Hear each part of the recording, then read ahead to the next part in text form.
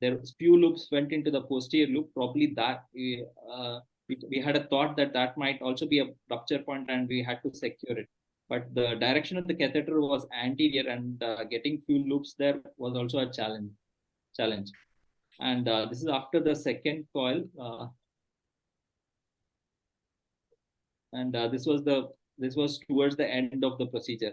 So you use few loops in the posterior lobe, and the anterior lobe is completely coiled. And this is the pre and the post, showing that the aneurysm was completely secure. And this was the post injection. You can see that it has gone. The loops, coil loops, have gone into both the lobes, and both the vertebral or the limbs of the fenestration are preserved. Uh, okay, this was the post-operative. This one post-operative day one. This is the post-operative day one. Coil mass insights and a lot of SH and some hydrocephalus, but still with anti-edema measures, we could still salvage it. And she had a STROMI course, in the sense she could be extubated without deficits. Post-operatively, day one, she had mild element facial weakness. Probably thought this could be because of the coil mass, which might be slightly pressing on the nerve. But even though it was slightly away, probably that might have been a plausible explanation. She had significant neurological status fluctuating, which was fluctuating. She developed UTI-related fever during the course of the stay in the hospital, and she could be discharged on day 10 without any deficits. Coming to the discussion part, fenestrations are embryologically there because of the incomplete fusion of the vessels during development, and whether they are amenable or they are prone for to develop aneurysms is always debatable. Uh, Plausible theories include that it is because the vessel wall weakness, and it can also be because of the hemodynamic effects, in which the jet of the blood is directed towards the fenestration. And there is very limited, because of the rarity of these cases, there is very limited literature on management of these aneurysms. Usually, the treatment strategy is decided based on whether it's a ruptured or an unruptured. Unruptured aneurysms might be slightly more easy to treat, or the grade. The the cases here, the first case, which was a very simple and which had a very good SH, was much easier to treat. Whereas the second case, which a poor grade SH, was much difficult for us. It also depends on the vessel anatomy, the part, because which towards which of the limbs the aneurysm is. There has been some classification in if the aneurysm is towards more towards the narrow neck and more towards the fenestration, it might be a type 1. Uh, or if it's asymmetric towards one side, narrow neck with asymmetric towards one side, it might be type B. Similarly, whether when it's a wide neck, it can be either a type 2A or 2B. If it's a type 2B, if it's towards the asymmetric towards the one limb of the fenestration. In our case, probably the first case was a type 1A, which are much simpler to treat, whereas the second case was a type 2B. And microsurgical techniques are even much lesser literature available, and probably not never a first choice because of the presence of brainstem perforators.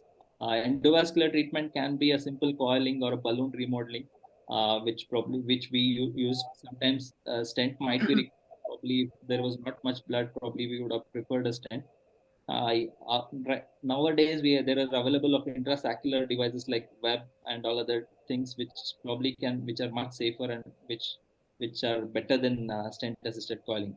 And flow diverters also sometimes been used, that the risk is that occlusion of the brainstem perforate the deployment. Always avoid deconstructive methods like occlusion of the limbs, because we never know from where the perforators are arising, and it might be quite devastating. Risk of recurrence and retreatment has been high, usually ranging from, the literature describes it from 0 to 28%. The the best thing to do here is to try to secure it as much as possible in the first attempt. And to conclude, the unique anatomical characteristics and complex morphology make the management more challenging. Thank you. Thank you, Dr. Vinay Hegde, for presenting these two interesting and challenging cases. Dr. Guru Prasad, just see the chat box. Anybody has asked questions? No questions. Okay. I just wanted to ask about flow diverter. So he anyway mentioned that's a possibility, but occlusion of perforators may be a risk thing. So yeah, any light on that? Further light on that?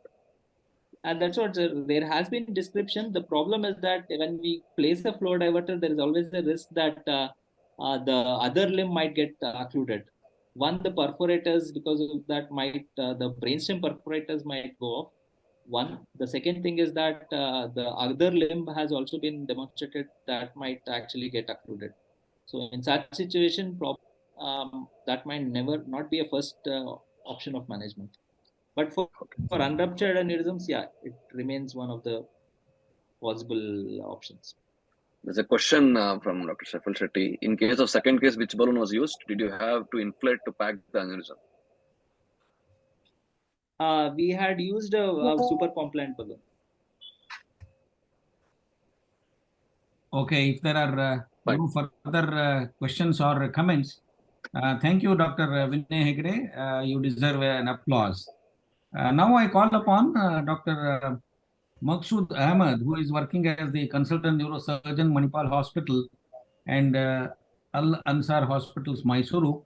He will be presenting his paper on middle meningeal artery embolization with PVA particles for chronic subdural hematoma.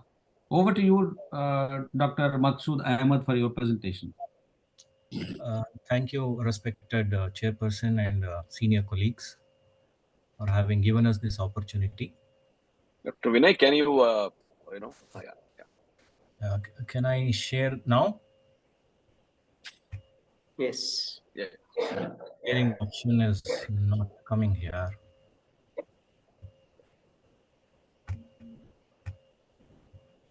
Dr. Maqsood, go to the share screen. Yeah, I'm going to the share screen. Okay.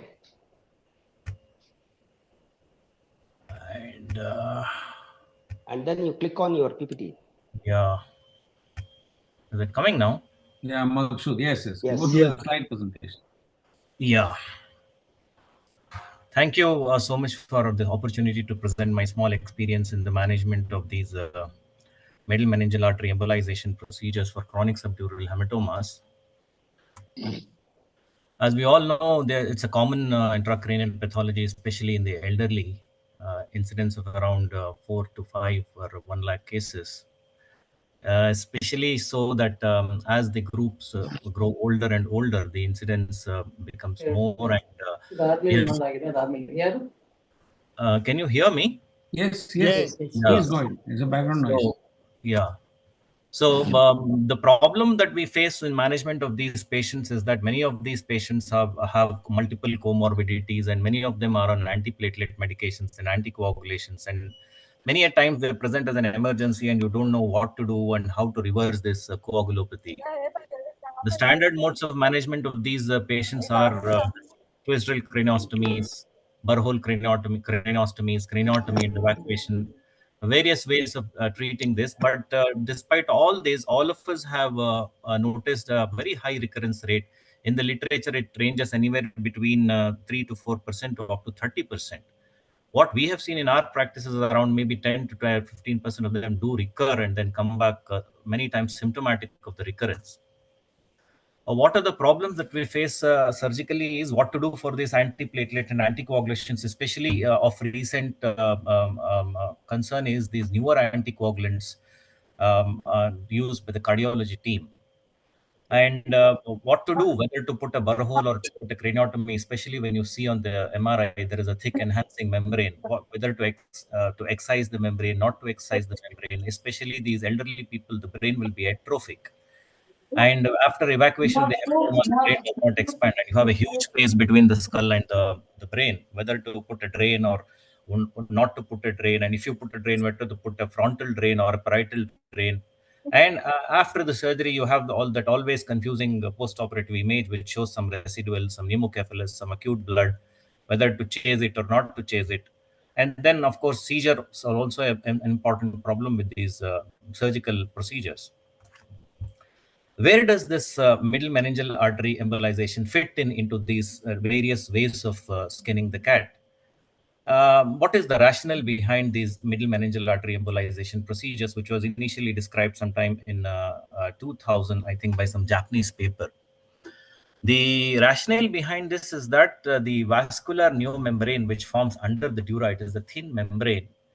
Initially, we used to think that it is the snapping of the subdural vessels which creates the subdural, and then repeated snapping allows it to grow. But then now, what the hypothesis is different. Now, the hypothesis is that this membrane that is formed under the dura is a very fragile neomembrane which has a lot of these VEGF, this vasogenic growth factors and fibroblastic growth factors, which contribute to forming very fragile capillaries which have gap junctions and which keep leaking the blood. And then this leads to the accumulation and increase of the subdural hematomas. Middle meningeal artery embolization targets this pathophysiology, that if we can go in, and the blood supply to most of the dura, as we all know, is the middle meningeal artery, the main blood supply, of course. If we can embolize that and then stop the blood supply to this neomembrane, will this eliminate at least the progression of the hematoma? And then once the progression is stopped, will the remaining hematoma resolve over a period of time, which is the natural course of event.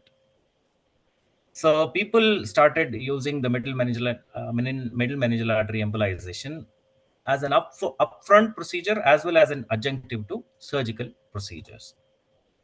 What does the literature say? This is the latest paper that I could get, published in around 2021 in Journal of Neurosurgery, when they have compared a big cohort of patients, almost 714 patients who underwent embolization, versus 698 patients who were managed with the conventional methods.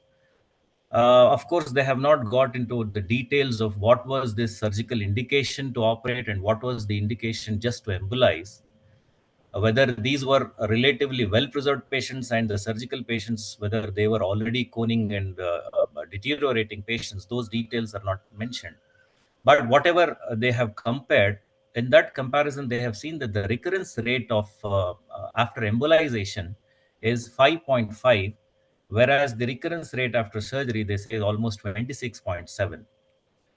Complication rates are almost similar. Surgical rescue after embolization was in 4.9% of the patients, whereas surgery to be done again after a surgical evacuation was almost 17.6%. This appears surprisingly a very good outcome after middle meningeal artery embolization as compared to surgery, which is a little difficult to accept as surgeons for us. So this is another paper which talks about a large series of patients in which multi-center experience of almost 154 consecutive embolization procedures. In them also, they have told that 70% of the patients had more than 50% improvement of the subdural hematoma over a period of around 3 months. Again, the catch here is, what was the selection of the patients? Were these patients those relatively well-preserved patients or not? We do not know. Because we are very clear as neurosurgeons that when the patient is coning and there is a midline shift of more than 1 centimeter, and then you have a pupillary asymmetry, where do you talk of middle meningeal artery embolization as a management option? So this paper tries to balance the view between upfront only middle meningeal artery embolization and combining it with a surgical management of these lesions. What they say is, when you have a patient with a chronic subdural hematoma, if he is mildly symptomatic or asymptomatic, you can observe him if the hematoma is small. If the hematoma is significant and the patient is well preserved, go ahead and do a standalone middle meningeal artery embolization. This is about mildly symptomatic. When you come to severely symptomatic patients, if they are having severe headache and a mild to moderate hemiparesis maybe, and they are low surgical risk patients, do the embolization and then also evacuate the hematoma. If they are high-risk patients, you can think of standalone middle meningeal artery embolization if they are not deteriorating rapidly. So this is to say that you can use middle meningeal artery embolization as an adjunct to a surgical evacuation most of the times, except in those mildly symptomatic patients whom you can upfront do it. There are so many more studies that are going on. These are randomized controlled trials. Whatever is there till now has not been a randomized controlled trial. So we do not have a level 1 evidence as of now whether MMA embolization, whether upfront or with surgical evacuation or for recurrences of a chronic subdural hematoma, when we need to do, we do not know. This is what I use for management of these patients. This is the roadmap that we use, and these are the hardwares that we use. We have a Neuron Max long sheath, which we place into the external carotid artery, and then we use the headway duo catheter, and any standard micro wire can be used to access the. This is the intermaxillary artery, and this is the first part of the intermaxillary artery would have the middle meningeal artery. Very easy procedure to do because the whole thing is an external carotid artery. You are not going into the intracranial circulation at all. Only word of advice when caution when doing this is the dangerous anastomosis. When after the middle meningeal artery is catheterized, the first dangerous part would be near the petrous branches, which supply the facial nerve and the cranial nerves, the vasa nervosa of those. You go a little bit more distal, you have rarely some dangerous anastomosis into the ophthalmic artery. You need to avoid these and look out for these. And then if you go distal to that, you are very safe. What they say is as distal as you can, like in this case, this is a video that we had done. So you keep it as distal as you can, and then you try to embolize both the frontal and the frontal and the parietal branches of the middle meningeal artery. After embolization, you can see that the distal filling is almost absent. You can try to take off this branch, and you also can try to take off this branch. Some people say if there are no dangerous anastomosis, you can even keep in the stem of the middle meningeal artery and you can embolize. This is the series of my experience, about 9 patients in the last few months, rather, maybe a year's time now that we have done this procedure. I have used this middle meningeal artery embolization upfront in about 4 patients. This is the standalone middle meningeal artery embolization column in which 1, 2, and 3, and 4 patients are there. If you can see, most of them were relatively, though they were symptomatic, they were relatively preserved patients, and in them, the average thickness of the subdural hematoma was around 1 centimeter. And the worst that they had was a mild hemiparesis, and significant hematoma was there. It was not those hematomas that you could leave alone and then just watch for them to observe. No, they were bigger than the very small hematomas. And we did standalone middle meningeal artery embolization in 4 of these patients. And all of them resolved, and average time to resolution took about 70 days. That is about 2.5 months. That is the problem with the middle meningeal artery embolization, is that you don't have the faster recovery that you see in a surgical patient. Elective middle meningeal artery embolization with the plant surgery within the next 3 days was done in 3 patients, and all these also, none of them recurred. Time to resolution was faster in these. You did the embolization, within the next 3 days, you operated on the patient. And all of them resolved, and none of them have had a recurrence till now. One patient died due to extreme age. He was 90 plus. He came in a moribund condition, and then he could not be salvaged. One middle meningeal artery embolization was done after recurrence of surgery. The patient was operated, bilateral burr holes were placed, and maybe about 4 weeks later, she came back with a recurrence, and then we did a MMA embolization, and she also did not have any recurrence after the MMA embolization. All of the patients we have used around 300 micron PVA particles mixed with the contrast material and saline. Only one patient we used a liquid embolic agent squid. This is the standalone embolization. As I told you, they were also not small hematomas. They were significant hematomas, but patients were relatively well present, probably because these hematomas were more higher up, maybe frontoparietal, not more into the temporal lobes to cause uncal herniation. These were higher up hematomas. Probably the brain accommodated more for these patients. This is the sequential CT scans that we do after embolizing. This is the zero time, and then 7 weeks later you start seeing some hypodensity. One thing you can observe is it's a very irregular type of a hematoma that you see here.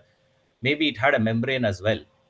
So despite that, with embolization, it started to gradually resolve. And this is the last scan, which I did about last week now, a completely resolved hematoma. Patient is well preserved neurologically, and headaches start improving within a week's time after the embolization. This is the MMA embolization with surgery.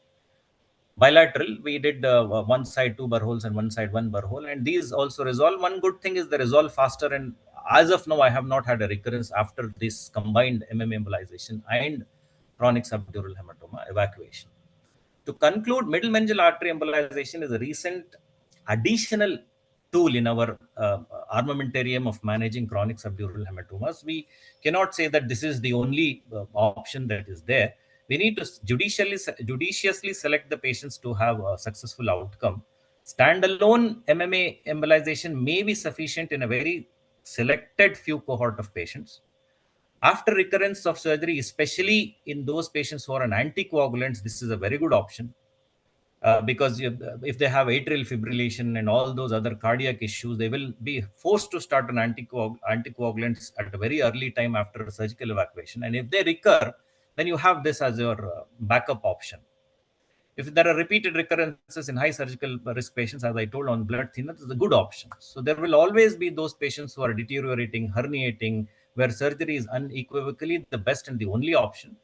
So surgery remains to be the main option, according to me, and MMA embolization is an additional add-on tool. And I think neurosurgeons should be trained in doing this, because we would be looking at the entire range of the patient's management. And more and more studies would probably make the situation more clear. Thank you.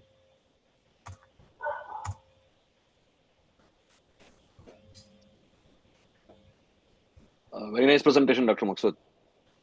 Good experience already. There are two questions for you. Question is, do you embolize bilaterally even though blush is not there? And or you only embolize only the part where the blush is seen on selective angiogram? Embolization is usually done on one side unless the hematoma is there on both the sides. So you usually embolize, and only the blush is what you look at when you are embolizing. If you see a good blush in the subdural space, that means you have entered into the distal vasculature, and then you have adequately embolized. Sometimes when the opposite side, when there are bilateral hematomas and the opposite axis is very difficult, unilateral embolization also can cross over to the opposite meninges through the cross circulations. And people have described that unilateral embolization has helped in bilateral cases as well.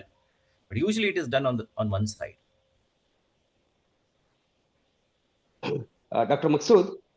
Yeah. Yeah, it was very nice presentation for a very usual problem. And especially for a recurrent, of course, chronic SDH, somehow we had to block the middle meningeal artery. What I am telling is I am from the charity hospital. With this embolization might be costly, and we can do just a mini craniotomy just at the pterion and just coagulate the middle meningeal artery straight away. And at the same time, when you do the burr hole for recurrence. I agree with you, but the pathophysiology there, if you look at the pathophysiology, it is the distal vasculature that is more important to be blocked for you, for the neovascular membrane to start resolving. If you block the stem of the MMA, there are so many cross connections into the dural vessels that the distal vasculature may not be blocked. The whole idea is to go as distally as you can. You may even leave the stem open, but then your distal vasculature should be blocked. That is where the blush comes into picture. Okay. Fine. Sir, Dr. Agni, sir, you have to unmute yourself. Yeah. So, Dr. Maksud Ahmed, I would like to share one of our experiences at Apollo Hospital, Seshatipuram, Bangalore. I saw an engineer who presented with a typical postural variation of headaches, so suggestive of a spontaneous intracranial hypertension. We evaluated him. He had bilateral subdural hematomas with a thickness of around 12 to 13 millimeters. He had crowding of the posterior fossa structures with, the corpus callosal descent and the cerebral tonsils also descending downwards. And he had a leak at around C7D1. So in a patient with spontaneous intracranial hypotension and bilateral subdural hematomas, what would have been your approach? And he was quite symptomatic with severe headache, bilateral papilledema, bilateral pyramidal tract signs, but well preserved, and he had systolic hypertension. So how would you manage this patient? Very difficult case. That one side he's leaking below and the other side is herniating from above. So But probably MMA embolization would have been a good option in this case, sir. so We could have embolized. how we managed this was, say we first did the epidural blood patch. So this epidural blood patch, we did a targeted epidural blood patch, and we had to do it on 2 occasions. And then we did bilateral middle meningeal arterial embolizations. And then at the end of 4 months, he's perfectly all right. All his the subdural hematoma has disappeared. And I was scared to to emphasize too much on the middle meningeal artery embolization because the surgeons would jump on me. I myself am a surgeon, so and I one had patient, to present it in a very controlled way that look, this is also an option. If I tell this is the only option, then it would become a bit controversial. one patient presented with cognitive decline, right-sided hemiparesis, incontinence of urine, very minimal right-sided hemiparesis. He also had very little midline shift, but he had a thick subdural hematoma. And what we do at Apollo Shesharipuram is involve the neurosurgeons in the initial stages only. Keep them informed that there is a patient like this. In case you are required to go and open, you be ready. And then we did middle meningeal arterial embolization bilateral. And over a period of about 5 to 6 months, the patient has done very well. So he is perfectly all right. And subsequently, we had an occasion for 2 more patients. And so far, these are my own, Dr. Agadi's OPD generated patients. So Dr. Sharath must be having, so maybe around 50, 60 patients wherein he must have done MMA embolizations because he's an interventional neuroradiologist. So thank you so much for a wonderful presentation and making the others from North Karnataka and aware about the facilities that are available like this. So, It's a good Dr. addition Prasad, in any the whole questions? armamentarium, sir. Any questions, Prasad? I think there's one more question specifically. Do you see blush in every selective angiogram or only in the layer which is actively secreting? You may not see the blush in every case, but if you see, it's a very nice thing. And post-operative CT, when you do, especially if you do in the initial 1 or 2 days, you see this contrast in the subdural space. It will start appearing like an acute subdural. So that shows that your contrast has literally reached into where you wanted it to reach. One place where I have seen it a very good addition is you embolize and you operate. As of now, I have not had any recurrence embolized and operated patients. I don't know, as the situation, the experience increases, we may land up with recurrences. But maybe once you embolize, at least the further leak is stopped. So with the surgery, you are taking off the already present leak. So that makes a lot of physiological sense as well. So maybe you should electively embolize if the patient gives you the time, and then next day morning you operate. That would probably be the ideal thing to do. Nice to hear neurointerventional procedure from a neurosurgeon. So I think if there are no questions, we should go on to the next presentation by the stalwart Dr. Harsha, who is the professor and head of the Department of Neurology, JSS Medical College, Mysuru. He will be presenting an interesting paper on unlocking the locked in. Dr. Harsha, over to you.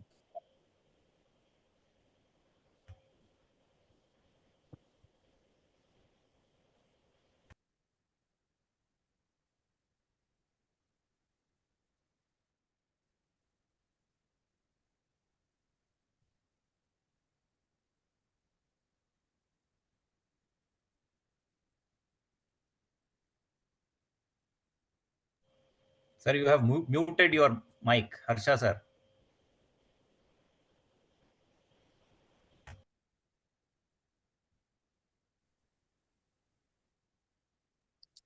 Mr. Prasad, can you unmute from your side? Dr. Harsha's. No, I was unmuted. Am I audible?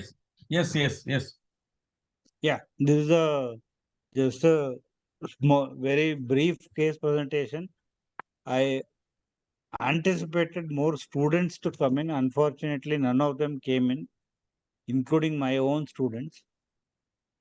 So this was a interesting patient whom we had encountered recently.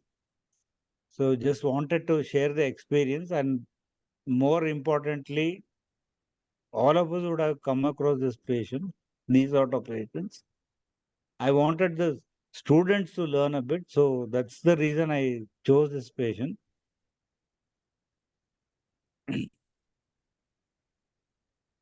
Uh-oh. Yeah. We had a 50-year-old male who was a known diabetic and hypertensive. I will not go into the background because that will cause some bit of a problem. He came to the emergency department with acute onset of quadriplegia of 1 day duration. 2 months prior to this, he was admitted under Dr. Vasan for a traumatic brain injury. He was a policeman by occupation. While getting back from his duty after his usual quota of alcohol, he had a road traffic accident where he ran into a lorry, had a head injury which was managed conservatively, but because of his poor GCS, he had undergone a tracheostomy, was managed conservatively, and he had gone back. He had recovered to quite a large extent, but that stay was quite prolonged. But he had recovered well. Unfortunately, when he was recovering, he developed this quadriplegia, and regarding his control of diabetes and hypertension, there have been some questions which we could not sort out because he was being looked after by multiple family members. Now, apart from the old tracheostomy scar, his vitals were normal. He was opening eyes, moving them to commands. Pupils were equal and reactive to light. His external ocular movements were full. He had a quadriplegia with preserved deep tendon reflexes, which all of us know it's typical of a locked-in syndrome. His routine blood work of normal. His initial MRI, which was done because he was admitted under neurosurgery, in the EMR, he was referred to the neurosurgery team. The postgraduate was there, just got a MRI which revealed acute infarct in both the thalami and the parieto-occipital lobes with a basilar artery thrombosis. He underwent a emergency intubation. He was connected to the ventilator, and subsequently, after 2 days, we came into the picture. This was a representative image of his MRI. Unfortunately, we could not retrieve his original MRIs from the packs in our hospital because of some technical reasons. This shows acute infarct in the anterior portion of the pons. So classically, is fitting into a locked-in syndrome where all the other cranial nerves are normal. He was managed conservatively. He underwent ventilation and chest and limb physiotherapy. Was started on the conventional treatment. He came out of ventilators, started improving, and he could move around with support. Unfortunately, when we tried to get his original scans and other things, we came to know just the couple of days back that he passed away recently because of other associated reasons. So this is my brief case presentation. The reason I brought it up was for the postgraduates to know about locked-in syndrome and other things. Unfortunately, they are not there.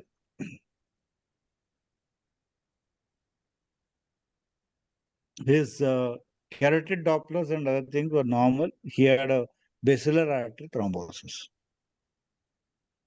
probably uncontrolled diabetes and hypertension leading to a basilar artery thrombosis leading to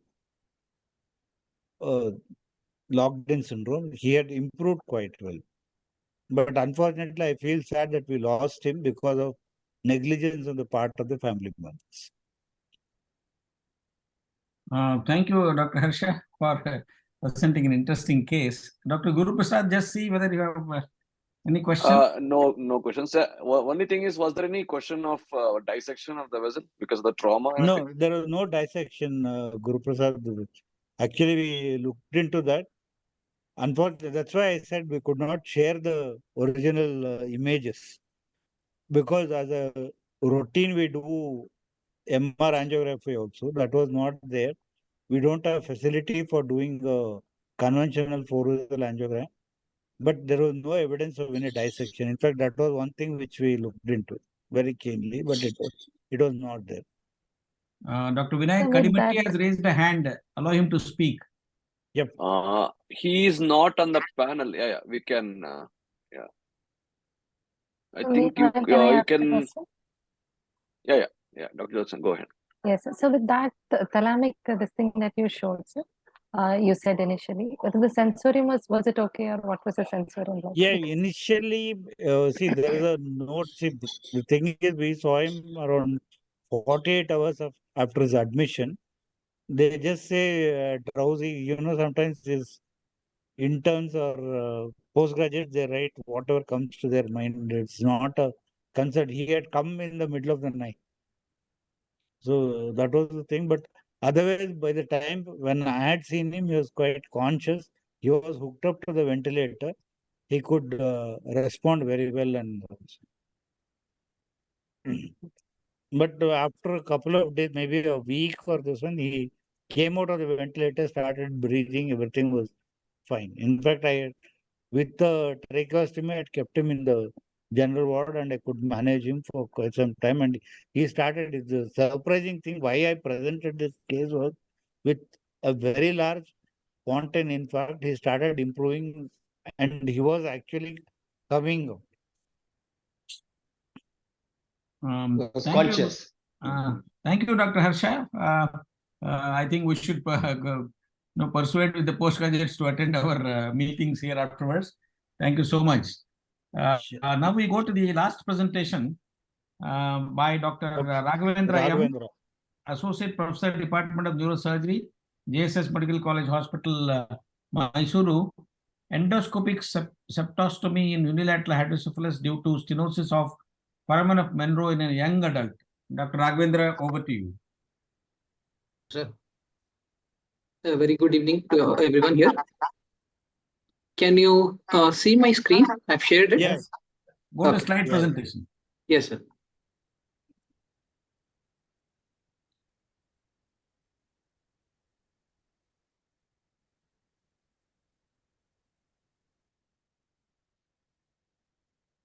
Yes, thank you, everyone.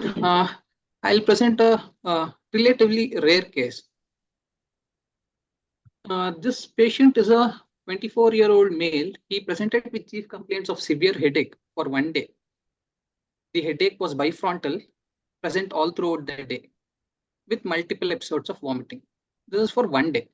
But his headache started around 2 to 3 months back, initially responding to analgesics and gradually less responsive. And patient had progressively increasing headache. His duration of headache also was increasing. Occasionally, he had vomiting and nausea also. For the same complaints, he was admitted in our hospital a month back, and he was managed symptomatically. There was no history of visual disturbances, seizures, or trauma. So, in the second admission, that was in November, end of November, on examination, the patient was conscious and oriented. There was no papillary edema. Other cranial nerve examination, motor, sensory, cerebral, everything was normal. There was no meningeal signs also. So we took a plain CT. It showed asymmetrical ventricular dilatation, pushing the septum pellucidum to the right side, and nothing more could be made out on the CT. So they had reported it to be a case of right unilateral hydrocephalus, probably due to foramen of Monro obstruction. So we had this DD. First was congenital stenosis of foramen of Monro, relatively rare in this age group. Second could be congenital lesions, choroid plexus cysts or hypertrophy, not to be seen on CT. And there was no history of meningeal signs or altered sensorium. So I had kept it in third ventricular inflammation as a third DD. And very rarely this presentation can also be in subependymal giant cell astrocytoma or hypothalamic glioma. Very rare causes. So we went ahead with a plain CT, plain MRI. This also just showed asymmetrical lateral ventricular dilatation on the right side. On the MRI, what we could make out is this internal cerebral vein on both sides. The right side is on a lower one. On the left side, it's a little higher, and the septum pellucidum is pushed towards the left side, and the third ventricle is slit-like. So even on discussion with radiologists, there was nothing visible, any pathology at the foramen of Monro. So we had this foramen of Monro obstruction in the working diagnosis, and it fits into type B, where there is pure unilateral obstruction of the foramen of Monro. So the patient underwent endoscopic, right-sided, pre-coronal burr hole and free-handed approach, Monro foraminoplasty and septostomy. Using the Karl Stoss Lotta ventriculoscope system. So before going into the surgery, we'll have a small slight review of literature. The foramen of Monro was described by Alexander Monro Secundus. He was a Scottish physician. His father and son had occupied the chair of anatomy at University of Edinburgh for 126 years in toto. And he's the same person who described Monro-Kelly hypothesis. This condition of idiopathic unilateral hydrocephalus was first described by Von Mohr in 1842. So a little bit of surgical anatomy. It is the foramen of Monro is crescent-shaped, and it becomes rounded if there is gross ventricular dilatation.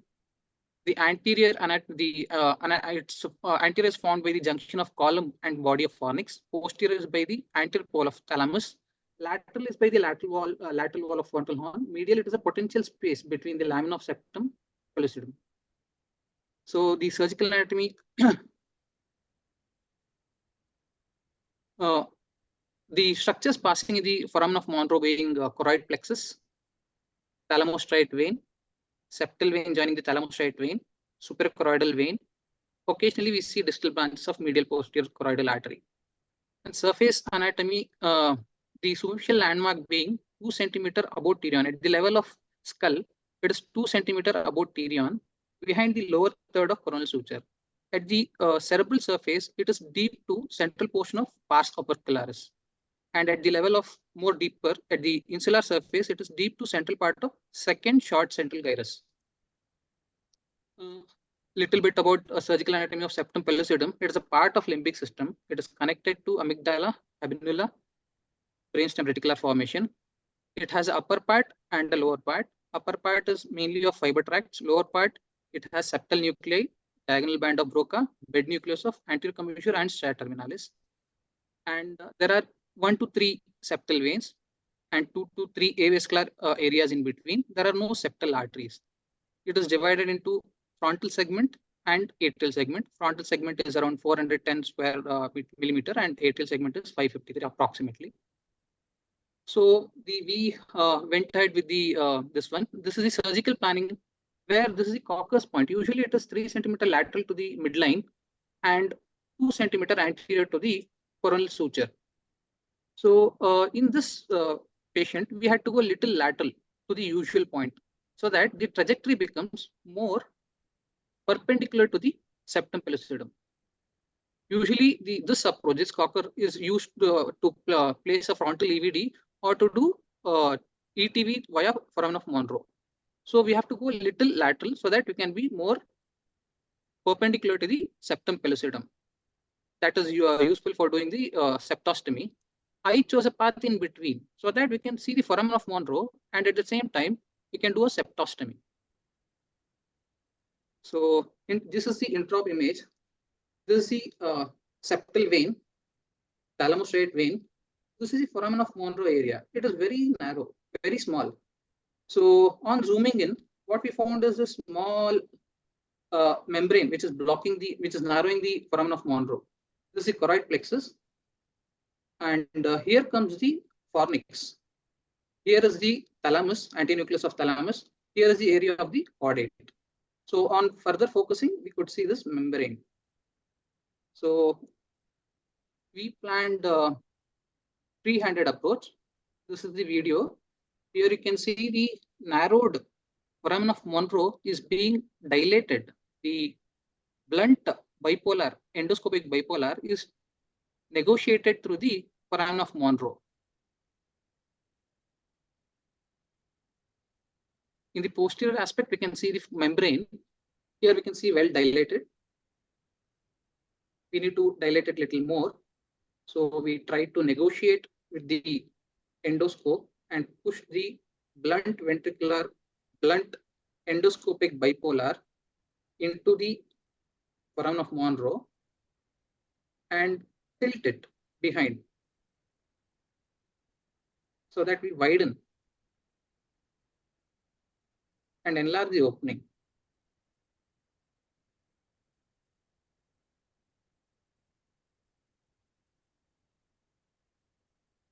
Yes, now we can see that the foramen of Monro is slightly well open. So next we went on to septostomy or septum pellucidotomy. The trajectory is perpendicular to the septum pellucidum. Initially, we cauterized with the blunt bipolar, and we use the same thing to join the adjacent sides of opening and make it a large opening. And we could see the flutter of the septum pellucidum. In the same view, you can see the foramen of Monro dilated and septum pellucidum with a good flutter. We can enlarge this one with a saline torch also. There will be constant saline flush in the endoscope that we can target it into the opening so that it enlarges. It is better to have a slightly larger opening, say around 3 to 4 mm into 4 mm, so that it doesn't close on itself. There is around 57% success rate in the initial septostomy, which increases to 81 to 87% on repeat septostomy. So we had gone for a little slightly large opening here in the septum pellucidotomy, well seen. This is the septal vein, choroid plexus, dilated foramen of Monro. This is the superior, middle, and posterior septal vein, joining to form the septal vein, draining into the thalamostriate, going into the posterior aspect of the foramen of Monro.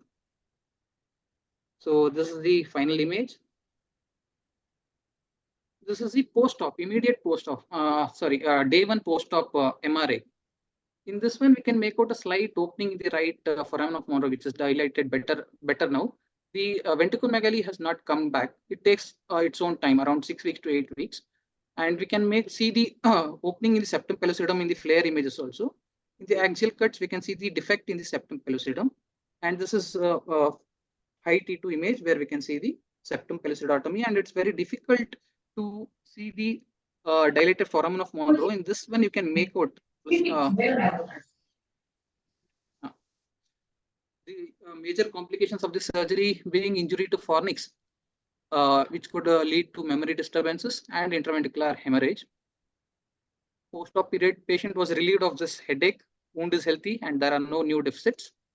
This is my team at JSS, and thanks for the attention. Thank you, Dr. Raghavendra. Thank you, Dr. Guru Prasad, any questions are raised? No questions, sir. No questions. Okay. Very nice presentation. I think we had very exhaustive, cases from Team ISO. So, sir, over to you, sir. So you can. I thank Dr. Jyotsna, Colonel Vasan, Vinay Hegde, Maksud Ahmed, Dr. Harsha, and Dr. Raghavendra for their active participation and enlightening the evening. And I thank Karnataka Neurosciences Academy and our secretary, Dr. Guru Prasad, for having invited me to chair this particular session. Thank you and good night. Thank you, sir. I would like to thank Dr. Agdi for chairing the session, and Dr. Vasan for coordinating the team from ISO to present the cases. Quite good case, interesting cases, and we look forward for one more set of presentation from other districts of Karnataka. Good night, everyone. Good night. Good Thank night, you. everybody. And you, also sir. thank Thank you, the Dr. team from Agnes. Alchem, Thank you. Prasad and the other team from Alchem for providing the platform. Thank you all. Thank you. Thank you. Thank you. Good night. Thank you, Dr. Agadi, sir, and definitely Ah, Dr. Guru Good Prasad. night. Good night, everybody. Yeah, good night. Good night. Had a nice time. Yeah.